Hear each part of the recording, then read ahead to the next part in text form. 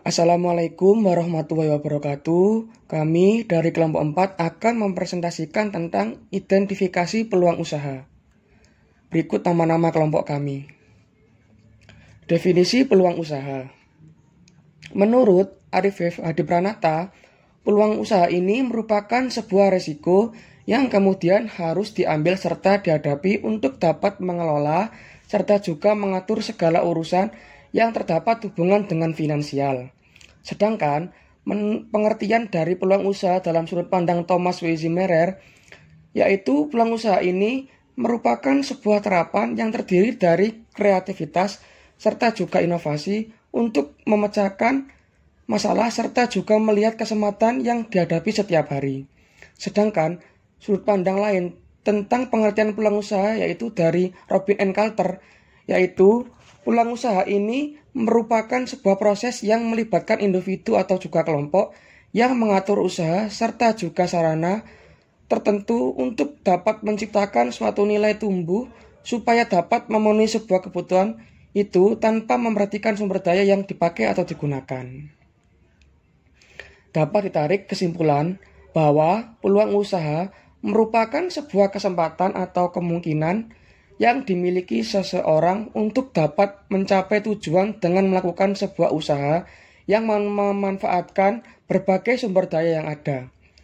Perlu digarisbawahi bahwa peluang usaha baru adalah sebuah ruang kreasi yang independen dan mandiri. Bukanlah sebuah kegiatan yang ikut-ikutan demi mengikuti sebuah tren dan gaya hidup semata. Seorang wirausaha harus memiliki pemikiran kreatif dan inovatif untuk mendapatkan hasil yang maksimal supaya tidak ada kendala dalam membuka usaha dan pemilihan bisnis yang tepat dengan modal yang dimiliki oleh calon wirausahawan. Selanjutnya, setelah menjelaskan definisi dari peluang sebuah usaha, kita akan beralih menjelaskan unsur peluang usaha. Sebelum memulai usaha, para wirausahawan tentunya akan dihadapkan dengan banyak hal. Salah satunya adalah unsur dari sebuah usaha. Kita harus mengetahui apa saja unsur dalam memulai sebuah usaha. Dan yang pertama adalah kita harus melihat karakter usaha yang akan Anda jalankan harus sesuai dengan karakter pribadi Anda. Karena tujuannya adalah untuk melihat apakah karakter dasar Anda sesuai dengan karakter usaha yang akan Anda jalankan. Dan yang kedua, kita harus melihat apakah Anda menyukai usaha tersebut atau tidak. Ini merupakan syarat mutlak bahwa seseorang harus menyukai usaha yang akan digelutinya. Kenyataan menunjukkan bahwa rasa suka pada usaha akan membuat seseorang lebih giat, tekun, pantang menyerah, dan terus mau belajar dalam menjalankan usahanya, sehingga nantinya akan dapat membuahkan hasil yang baik. Contohnya saja, kita dapat membuka usaha berdasarkan hobi kita. Karena hobi merupakan suatu hal yang sangat disukai dalam diri seseorang, maka dapat berpotensi menjadi usaha yang sukses dan berhasil. Dan yang ketiga adalah kita harus melihat apakah Anda mampu menjalankan usaha tersebut atau tidak. Ini sangat penting bagi kita untuk mengukur kemampuan diri dengan tujuan untuk melihat apakah kita mampu dalam menjalankan usaha atau bisnis tersebut. Kita bisa mengukur kemampuan dengan mengadakan beberapa analisa atau kegiatan riset sederhana mengenai usaha yang akan dijalankan tersebut. Dan kemudian hasilnya dapat kita bandingkan sesuai dengan kemampuan yang kita miliki. Assalamualaikum warahmatullahi wabarakatuh. Nama saya Dian Monika Ramadhani Putri, NIM 190301158.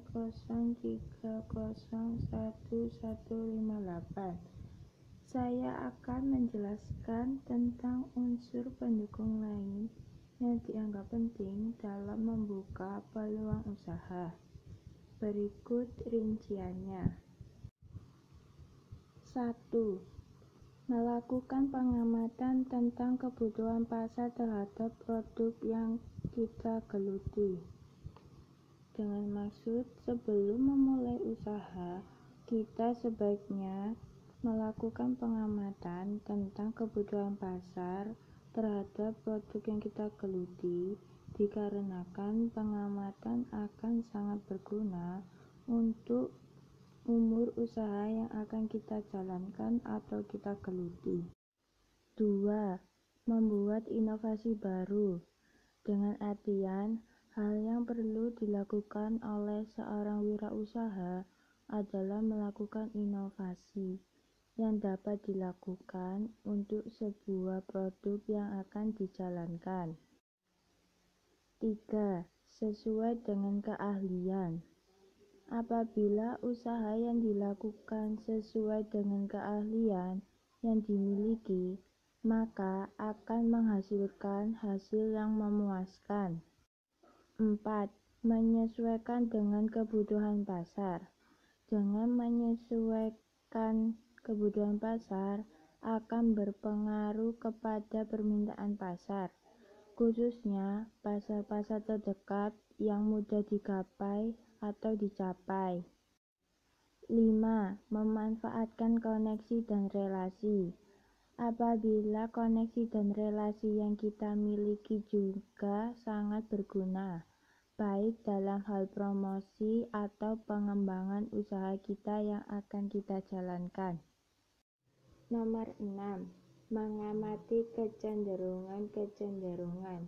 Dengan artian, dengan melakukan pengamatan terhadap kecenderungan-kecenderungan yang terjadi pada pasar, juga akan sangat membantu untuk memperbaiki kegiatan usaha yang baru saja dirintis atau dimulai. 7.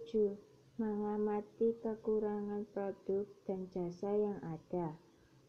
Dengan artian, pengamatan terhadap produk atau jasa merupakan hal yang terpenting dilakukan oleh usahawan agar kekurangan produk atau jasa yang dihasilkan dapat diperbaiki sehingga menghasilkan hasil yang memuaskan. 8. Pemanfaatan produk di perusahaan lain. Memanfaatkan produk di perusahaan lain juga dapat dilakukan sebagai bahan pembantu dalam produk atau jasa yang dihasilkan. 9. Usaha warisan merupakan usaha yang dilakukan secara turun-menurun. 10. Ikut-ikutan.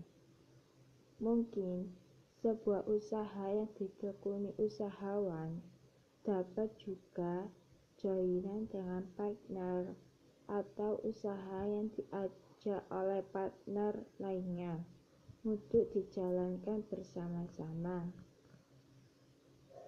11. Coba-coba. Usaha dapat ditemui dengan coba-coba pada awalnya, karena dengan coba-coba mungkin dapat menghasilkan yang baik. Assalamualaikum warahmatullahi wabarakatuh. Perkenalkan, nama saya Anissa Nurfadilah, NIM 190301191. Di sini saya akan menjelaskan tentang tips menentukan ide peluang usaha. Dalam menentukan ide bisnis dan peluang usaha, seringkali dipengaruhi oleh beberapa situasi, seperti kadangkala dapat kita peroleh dengan sengaja maupun tidak sengaja. Berikut adalah beberapa tips menentukan ide peluang usaha agar terciptanya kelancaran dalam membuat usaha. Yang pertama ada skill. Skill adalah langkah pertama kita harus memahami kemampuan yang dimiliki untuk mendapatkan ide peluang usaha agar mudah menemukan sesuai potensi diri kita sendiri. Yang kedua ada analisis. Analisis ada 3 macam. Yang pertama, melakukan riset pasar bisnis dan produk, yaitu metode yang dipakai adalah metode terukur, karena di mana ide bisnis yang dicari dapat diperoleh melalui riset dan presentase yang dilakukan. Yang kedua adalah mengamati kelemahan kompetitor, yaitu dengan mengamati kelemahan kompetitor, hal-hal yang tidak bisa dipenuhi oleh kompetitor, maka ini menjadi kelebihan untuk melahirkan sebuah bisnis baru. Yang ketiga adalah mengamati kelebihan kompetitor, yaitu dengan mengamati kelebihan kompetitor dapat meniru dan memodifikasikan bisnis tersebut agar bisnis sedikit berbeda dan memiliki ciri khas, memiliki nilai lebih dari bisnis yang sudah ada. Assalamualaikum warahmatullahi wabarakatuh. Saya Muhammad Arif Darmawan, NIM 190301185. Di sini saya akan menjelaskan bagaimana cara menghadapi masalah yang ada di dalam usaha. Jadi di suatu usaha pasti kita akan mengalami adanya masalah-masalah. Masalah tersebut ada yang berat atau mungkin ada yang ringan, dan kemungkinan terburuk jika kita tidak bisa menghadapi masalah tersebut, maka usaha kita akan gagal. Jadi di sini saya akan memberikan bagaimana cara menghadapi masalah dalam berwirausaha. Yang pertama yaitu berpikir positif. Jadi kita harus selalu memiliki pikiran positif. Pikiran positif ini harus kita jaga seberat apapun masalah yang kita hadapi. Jika kita tidak memiliki pikiran positif ini dan selalu memiliki pikiran negatif, maka kita akan sulit untuk menemukan jalan keluar dari setiap masalah. Karena berpikir positif akan menyebabkan kita memiliki kesempatan untuk menemukan jalan keluar dari setiap masalah yang ada, meskipun masalah itu besar ataupun kecil. Yang kedua, yaitu membuat persiapan yang matang. Dengan membuat persiapan yang matang, maka kita akan siap dalam menghadapi kegagalan dalam berwirausaha. Coba bayangkan bagaimana jika kita tidak memiliki persiapan yang matang.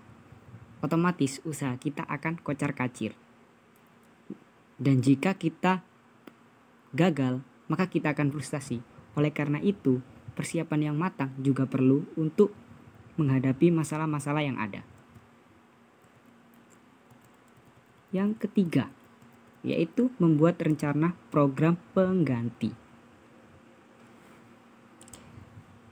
Jika kita memiliki suatu program, misal program A, ternyata program A tersebut mengalami kegagalan dan kita belum membuat rencana penggantinya, maka kita akan keteteran dalam menghadapi usaha.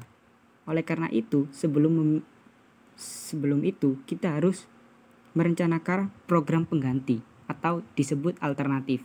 Jadi jika semisal program A tidak bisa dijalankan atau mengalami kegagalan, maka kita bisa menggunakan alternatifnya, yaitu program B, guna mencari peruntungan baru dari usaha tersebut. Bukan mustahil juga di program B ini akhirnya kita mencapai kesuksesan. Lalu yang keempat, yaitu melakukan evaluasi. Jadi, evaluasi ini sangat penting. Mengapa? Karena evaluasi membangun usaha.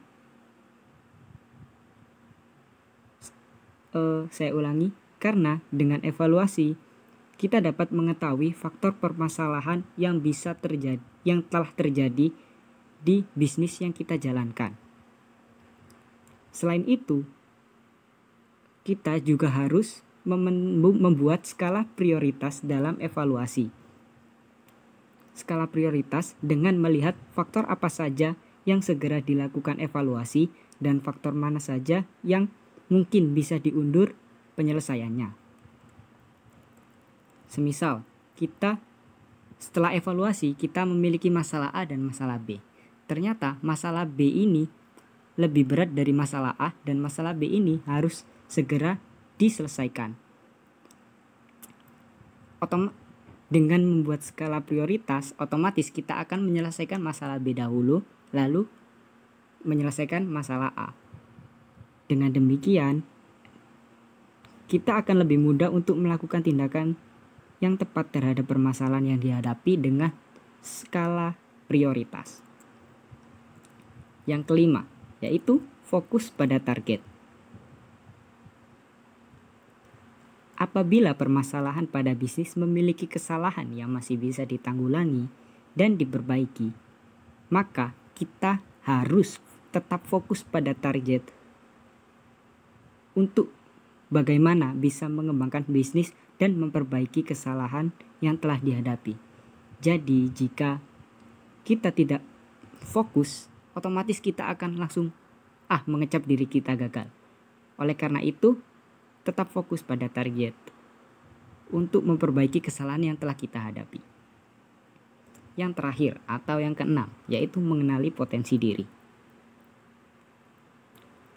Jadi saat menjalankan usaha, selalu buka mata dan telinga dari potensi-potensi baru yang muncul. Mengenali potensi yang akan muncul menjadi cara yang tepat untuk menghadapi kegagalan dalam berwirausaha, sehingga bisa melakukan antisipasi lebih dini agar potensi negatif yang muncul tidak menjadi gangguan besar dari rencana kita. Untuk potensi yang positif, kita dapat jadikan hal tersebut sebagai sebuah jalan untuk melakukan inovasi, karena inovasi untuk saat ini sangat penting dalam mengembangkan usaha. Assalamualaikum warahmatullahi wabarakatuh. Perkenalkan, nama saya Anissa Dwi Fajarwati, NIM 190301164. Di sini saya akan menyampaikan kesimpulan materi yang telah disampaikan oleh rekan-rekan saya. Berdasarkan uraian pembahasan sebelumnya, dapat ditarik kesimpulan antara lain poin pertama, yaitu bahwa peluang usaha merupakan sebuah kesempatan atau kemungkinan yang dimiliki seseorang untuk dapat mencapai tujuan dengan melakukan sebuah usaha yang memanfaatkan berbagai sumber daya yang ada. Perlu diingat bahwa peluang usaha baru adalah sebuah ruang kreasi yang independen dan mandiri. Bukanlah sebuah kegiatan yang ikut-ikutan demi mengikuti sebuah tren dan gaya hidup semata. Untuk menciptakan sebuah peluang usaha, seorang wirausaha harus memiliki pemikiran yang kreatif dan pemikiran yang inovatif untuk mendapatkan hasil yang semaksimal mungkin, supaya tidak ada kendala dalam membuka usaha dan juga pemilihan bisnis yang tepat dengan modal yang dimiliki oleh calon wirausahawan. Poin yang kedua, ada unsur-unsur peluang.